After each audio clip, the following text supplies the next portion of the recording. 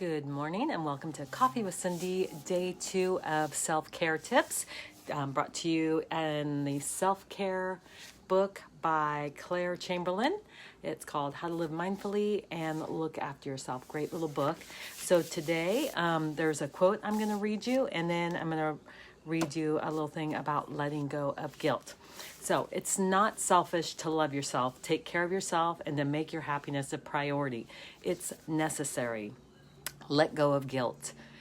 Often the biggest barrier to self-care is guilt. Feeling bad about spending time tending to your own needs is common, especially if you feel you should be caring for someone else or doing something that appears outwardly more productive. But remember, taking time to look after your own mental and physical well-being will ultimately leave you with more reserves energy to invest in others, not less. It's time to drop the guilt and recognize self-care as a wholly necessary, healthy, and vital act.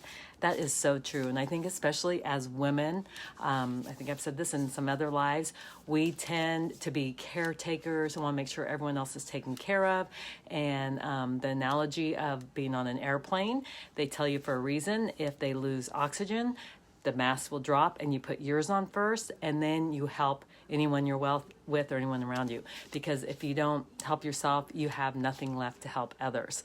So I really would like to encourage you. I know I've talked about a lot about gratitude, and I have made it a morning ritual. I almost very rarely skip it, to write in my journal 5 things I'm grateful for. Sometimes it's more, but I make sure it's a minimum of 5 things.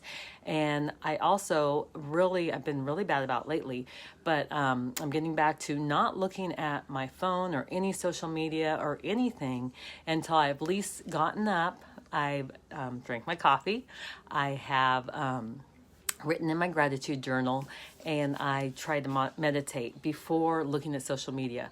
That starts my day on a positive note, and it starts that self-care and that self-love that we have to get through difficult times. And again, we are in difficult times again. We are getting locked down. Gyms are closed again. I just talked to my daughters. My grandsons are depressed. My granddaughters are depressed. It's not natural for us not to be with community, with people. And so it's even more important than ever right now that we take care of ourselves so we can be there for others who are struggling.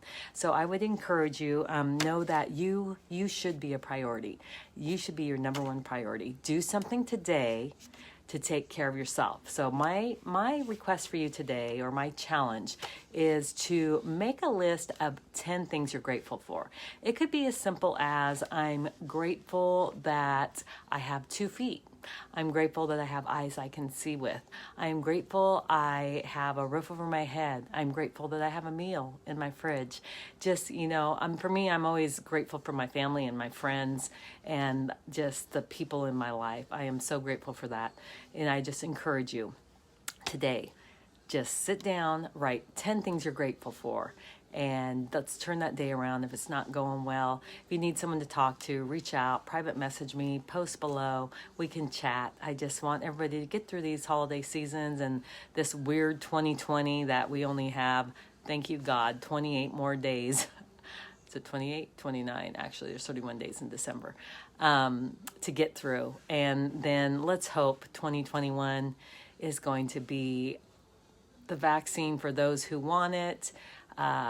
The virus calms down, which in my personal opinion, if we weren't testing healthy people, our case numbers wouldn't be way up. But we need to get back to being able to be in community, exercise, go to the gym, have a meal in a restaurant, and just take care of ourselves. Do what it is that you love to do for you. All right, everyone. So I will see you tomorrow on here on day 3 with another self-care tip. Love you all. Have a blessed day.